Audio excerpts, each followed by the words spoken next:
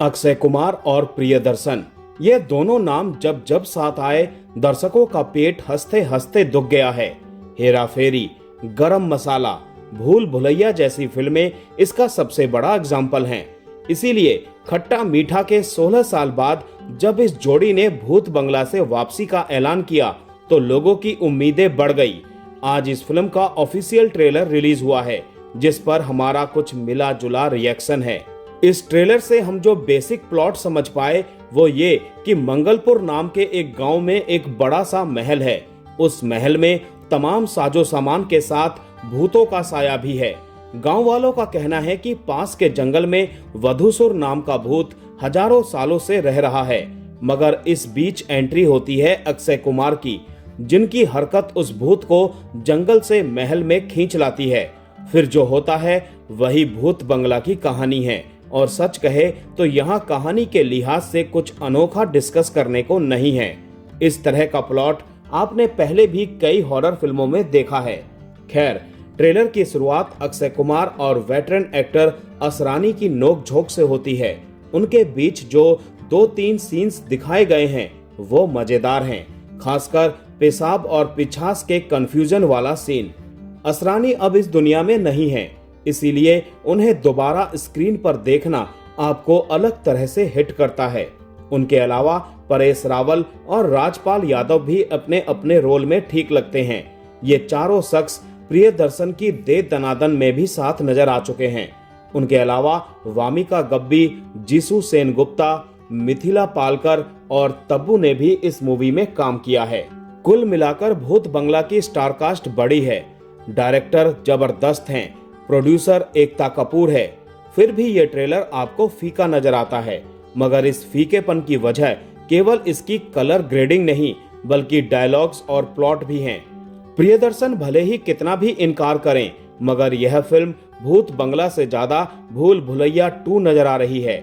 Film grand महसूस होता है, इसमें शक नहीं, मगर मेकर्स नॉस्टैल्जिया के भरोसे चल रहे हैं। पिछले कुछ सालों में हॉरर कॉमेडी जॉनर में स्त्री, मुंजिया और कुछ हद तक थामा ने मॉडर्न जमाने के हिसाब से अपनी फिल्मों को डेवलप किया है, मगर भूत बंगला अब भी 20 साल पुराने थीम पर चल रही है। ऐसा कहने के पीछे एक बड़ा हाथ फिल्म के डायलॉग्स का भी है। यहाँ आप ना चाहते हुए भी मूवी के डायलॉग्स को नजरअंदाज नहीं कर पाएंगे। कुछ डायलॉग्स फ्रेश हैं, मगर वो आपको ज्यादा देर तक याद नहीं रहते, मगर कई आपको याद रहते हैं, और वो भी केवल इसीलिए क्योंकि आपने उन्हें पहले भी फिल्मों में सुना है। जी हाँ, प्रियदर्शन ने भूत बंगला में अलग अलग मूवीज के डायलॉग्स उठाकर उसकी खिचड़ी पकाई है। एक सीन में राजपाल यादव कहते हैं, इसने क्या मुझे मंदिर का घंटा समझ रखा है, जब भी आता है बजाकर चला जाता है। ये ओरिजिनली हंगामा जो कि 2003 में आया था उसका डायलॉग है। एक सीन में मिथिला पालकर बंगले की उठापटक से चिढ़ जाती है। इस पर अक्सर कहते हैं, बहन डर गई, बहन डर गई। ये भागम भाग फिल्म में इस्तेमाल हुआ डायलॉग है, जिस पर आज भी खूब मीम बनते हैं।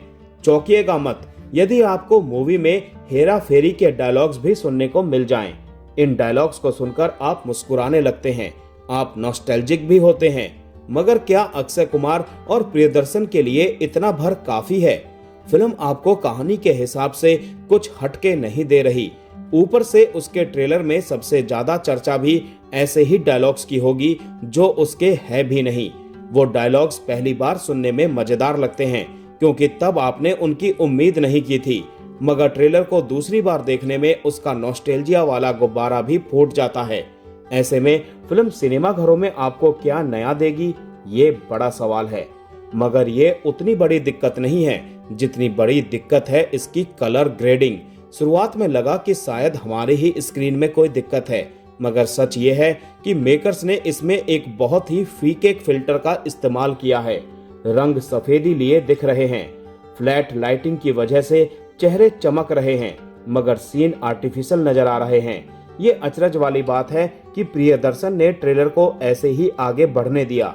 यदि सिनेमा घरों में भी फिल्म ऐसी ही नजर आएगी तो लोगों का विजुअल एक्सपीरियंस खराब हो सकता है। लेकिन इन तमाम दिक्कतों के बावजूद भूत बंगला फैमिली ऑडियंस को खींच सकती है। ये ठीक ठाक कमाई भी कर लेगी। मगर अक्षय कुमार को अपने कमबैक के लिए जिस बैंगर की जरूरत है उसके हिसाब से इसमें कुछ खास एलिमेंट नजर नहीं आ रहे। हालांकि ये अभी हमारा शुरुआती ओपिनियन है। फिल्म में कितना दम है ये असल में 16 अप्रैल को इसकी रिलीज के बाद ही पता चलेगा।